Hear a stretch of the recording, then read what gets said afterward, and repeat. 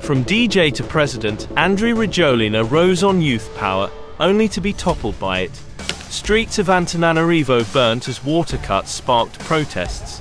Gen Z lead chants, soldiers march in, and a former prisoner, Colonel Michael Randrianirina, takes command. Promises of elections and reform echo, but will history repeat, or will Madagascar finally break the cycle?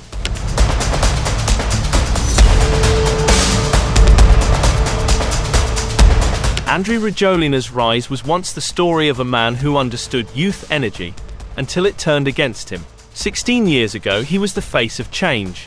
A brash, charismatic mayor from Antananarivo who told a frustrated generation their voices mattered.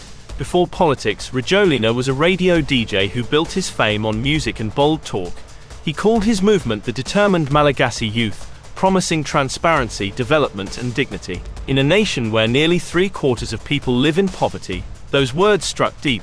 By 2009, he was leading mass protests against then-President Michael Randrianirina. The marches, led mostly by young people, spiraled into riots fueled by anger over corruption and inequality. Government buildings were torched. The army, divided and disillusioned, switched sides. Rajoelina fled. Rajoelina, just 34, was declared transitional president, the youngest in Africa. For 5 years he ruled an isolated state under sanctions. When he stepped down in 2014, he vowed to return through elections and did, winning in 2018 as the candidate of renewal. But by 2025 the script had flipped. The once heroic DJ had become the face of establishment failure, accused of corruption, nepotism and arrogance. The youth who once idolized him now saw him as a relic. It began with blackouts. Water and power cuts gripped the capital, frustration boiled into anger, and by the time Rajoelina returned from the UN General Assembly in New York, Antananarivo was burning. Shops were looted, cable car stations torched, and protesters demanded his resignation. The man who had promised light now stood accused of plunging Madagascar into darkness. And behind the chaos stood the same military unit that had once brought him to power, CAPSAT.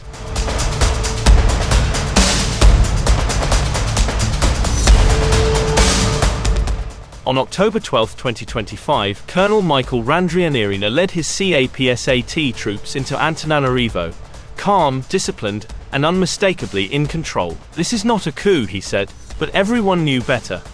Within hours, President Rajoelina fled aboard a French military aircraft bound for Dubai. Parliament impeached him in absentia. The Constitutional Court declared Randrianirina the new head of state. For Malagasy citizens, déjà vu mixed with disbelief. It was Africa's 10th successful coup of the decade, part of a continent-wide wave driven by disillusioned citizens and ambitious soldiers. Yet Madagascar felt different. This time it was Gen Z that had sparked the fire. Across social media came defiant messages. "We are the generation of no patience." Rajoelina was yesterday. Protesters borrowed imagery from Nepal, Kenya and Peru, a global language of youth rebellion. But even revolutions need guns. And the soldiers had the final word. Randrianirina, a 51-year-old colonel little known even in military circles, emerged as the unlikely face of change. He had spent months in Madagascar's notorious maximum security prison, accused of plotting a mutiny against Rajoelina in 2023. Public pressure freed him in February 2024, and he returned as a symbol of defiance.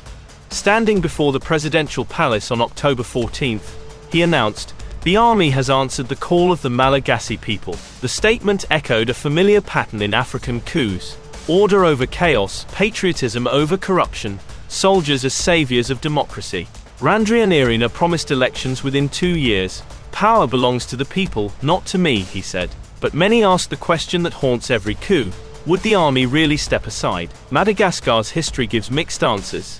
The army helped resolve a disputed election in 2002, but backed a coup in 2009 that eventually entrenched elite power.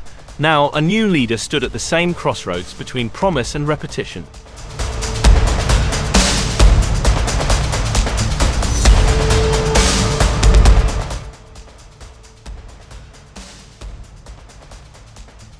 Colonel Michael Randrianirina's rise has gripped Madagascar, not just for what he did, but for who he is. Until last week, few knew his name. Now he's the most powerful man on the island. Born in Sevo-Hippoté, a remote village in the southern Andry region, he hails from one of Madagascar's poorest areas. Unlike most past leaders from the highland marina elite, he comes from the drought-stricken south, giving him both outsider credibility and unpredictability. His path was long. Governor of Andry, commander in Toliara, then head of CAPSAT, his criticism of Rajoelina's corruption landed him in prison in 2023. Months later, freed and emboldened, he became a symbol of defiance for soldiers and students alike. That nationalism runs deep. When asked by the BBC if he wanted to speak in French, Randrianirina replied, "Why can't I speak Malagasy?" A subtle rejection of colonial legacy, and a jab at France's enduring influence over its former colony. As interim leader, he pledged to prioritize social welfare, revive public services, and tackle corruption. But with 75% of the population in poverty, expectations are immense. He promised a 2-year transition shared between military and civilian leadership before elections, yet across Africa such pledges often fade. For now, Antananarivo streets thrum with cautious optimism. Crowds chant his name. Soldiers wave to cheering youths from trucks, scenes hauntingly similar to Rajoelina's own revolution years ago. But the question lingers, is this a revolution or a rerun? Rajoelina, from exile, insists he's still the legitimate president. His supporters are rallying abroad. France remains cautious, neither condemning nor endorsing the new regime. Meanwhile, the junta faces a collapsing economy, soaring unemployment, and a restless youth movement that refuses to be ignored.